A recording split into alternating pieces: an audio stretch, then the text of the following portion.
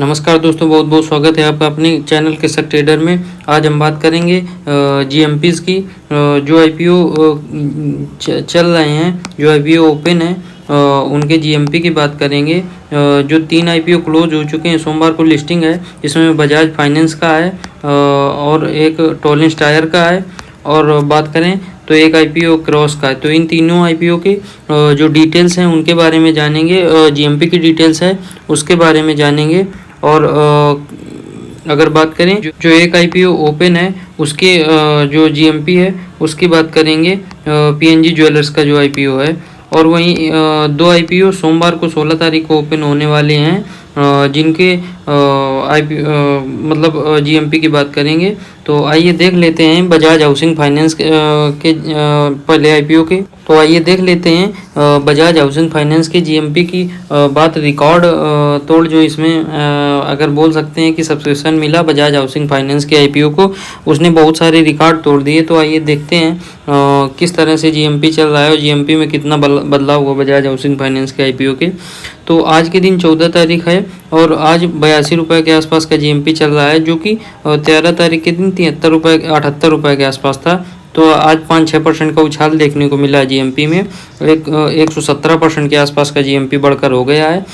16 तारीख को लिस्टिंग है, लिस्टिंग के दिन तक मुझे ऐसा लगता है कि करीबन 125% के आसपास का जीएमपी कहीं ना कहीं तो बढ़ना चाहिए। और नो डाउट जिनको अलाट हुआ है उनका पैसा डबल होना है, तो उसके लिए बहुत बहुत बधाई।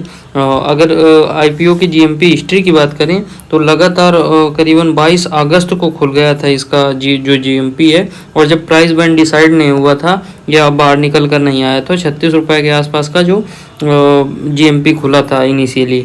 और जिस दिन आईपीओ ओपन हुआ है उस दिन करीबन 64 रुपये के आसपास का जीएमपी हो गया, तो 92% के आसपास। तो इस वजह से इसको बहुत ज़्यादा अच्छा सब्सक्रिप्शन देखने को मिला, नो डाउट फाइनेंशियल्स और एक बजाज ग्रुप का आईपीओ होने के कारण। और अगर आज की बात करें तो वहाँ से बढ़ते बढ़ते आज करीबन 117% के आसपास का जो जैसा कि दिखा रहा है जीएमपी, तो 117% के आसपास का जीएमपी है। तो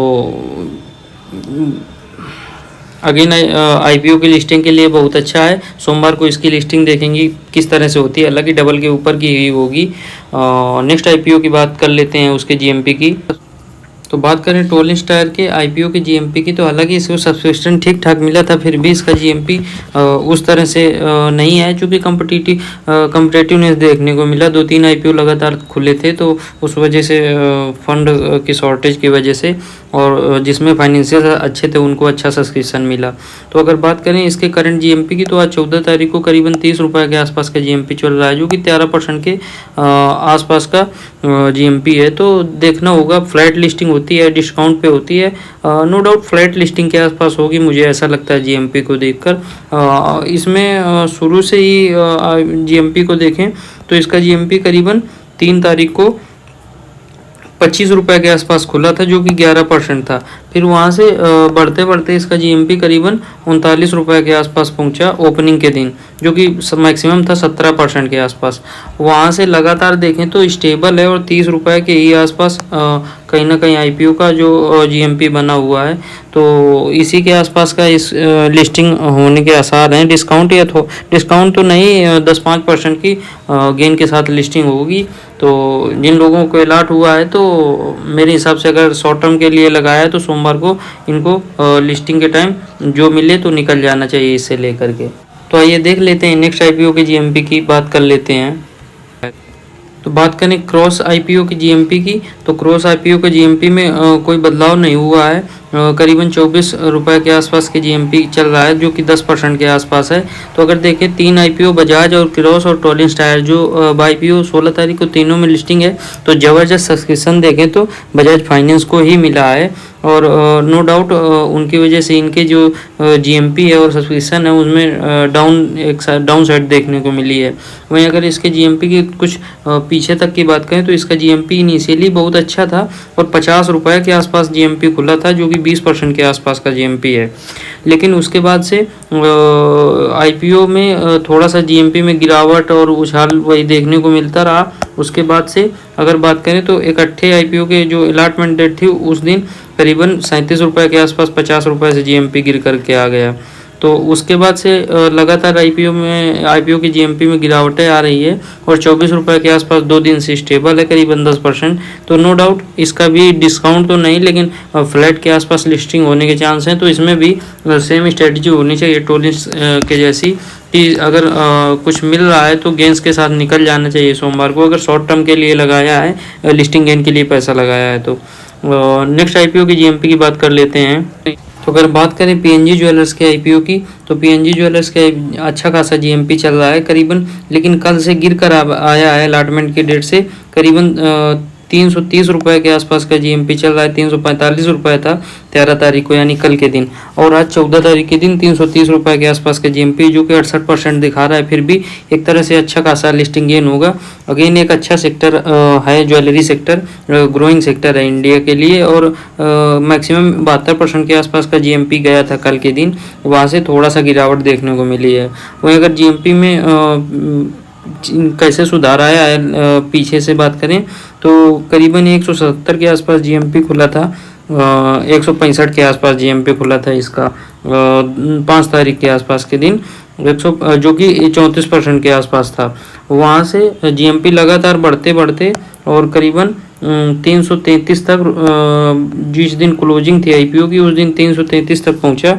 उसके बाद से एक दिन फिर बढ़ा, कल के दिन 345 रुपये के आसपास पहुंचा, वहां से 330 रुपये है, 68% है। फिर भी एक अच्छा खासा लिस्टिंग गेन है, और नो डाउट शॉर्ट टर्म और लॉन्ग टर्म दोनों के लिए ठीक है। लेकिन अगर शॉर्ट टर्म में बन जा रहा है तो क्यों नहीं ठीक ठाक लिस्टिंग गेन लेकर एग्जिट हो जाना चाहिए, और नीचे के भाव में दोबारा से कहीं ना कहीं अगर खरीदारी करनी है तो फिर मौके मिल जाएंगे।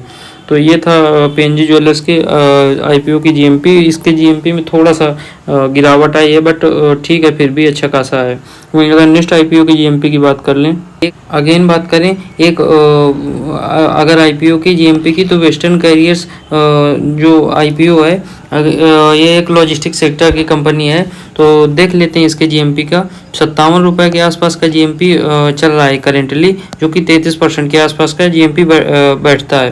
अगर वहीं 13 तारीख को ओपनिंग की डेट की बात करें तो 57 रुपये ही जीएमपी था। जीएमपी में कोई बदलाव नहीं हुआ है 13 तारीख और 14 तारीख के बीच में। आज के दिन 14 तारीख है, तो 33% के आसपास कहीं ना कहीं जो स्टेबल है इसका जीएमपी, और 57 रुपये 33% के ही आसपास खुला था इसका जीएमपी। इसके पहले 12 तारीख को ओपनिंग के दिन जीएमपी खुला है। ओपनिंग से एक दिन पहले जीएमपी 0 था। तो मतलब ठीक ठाक है, 33% फिर भी ठीक है।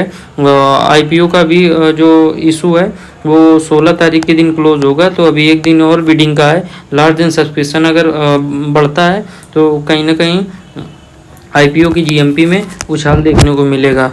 तो देखने वाली बात होगी सोमवार के दिन। हालांकि मैंने जो जिस तरह से जीएमपी चल रहा है और फाइनेंशियल्स हैं और ग्रोइंग सेक्टर है, तो उसके हिसाब से मैंने एक लॉट के लिए अप्लाई करने का निर्णय ले लिया है। तो बाकी जिस तरह से मैनेजमेंट हो सके अपने हिसाब से देख सकते हैं। मिनिमम एक लॉट कहीं ना कहीं अगर ठीक दिख रहा है आईपीओ तो अप्लाई कर देना चाहिए लास्ट डे सब्सक्रिप्शन को देख करके। बाकी रिव्यू करेंगे इसका कि करना चाहिए या नहीं करना चाहिए उस दिन 16 तारीख को, जिस दिन इसका इशू क्लोज होगा। तो नेक्स्ट आईपीओ की जीएमपी की बात, तो अगर आर्किटेक्ट डेवलपर्स की बात करें, अगेन एक रियल इस्टेट सेक्टर का जो आईपीओ है, अगर इसकी बात करें तो 63 रुपये के आसपास का जीएमपी चल रहा है, जो कि 49% के आसपास बैठता है जाके। और कल के दिन 13 तारीख को भी और आज 14 तारीख है, तो इसमें कोई बदलाव जीएमपी में देखने को मिला नहीं है। 49% के आसपास कल भी था। तो कोई ठीक बदलाव देखने को मिला नहीं है। देखते हैं तो देखना होगा सोमवार के दिन आईपीओ जब खुलेगा तो जीएमपी में कोई बदलाव होता है या नहीं। हालांकि मतलब बोल सकते हैं कि ठीक है, कंपनी के फाइनेंशियल्स भी ठीक है, सभी तरह के रिव्यू वीडियो चैनल में पड़ा है, जाकर देख सकते हैं आप। तो कहीं ना कहीं जीएमपी में एक उछाल आना चाहिए। और हाँ, ये एक थोड़ा सा कंसर्न की बात हो सकती है कि 2 आईपीओ एक साथ आ रहे हैं, दोनों ठीक ठाक आईपीओ हैं। देखना होगा कि किस तरह से सब्सक्रिप्शन बढ़ता है, उसके बाद से जीएमपी में कुछ उछाल शायद देखने को मिले। लेकिन 50% के आसपास का जीएमपी चल रहा है, फिर भी मतलब बहुत ठीक ठाक कंडीशन में है।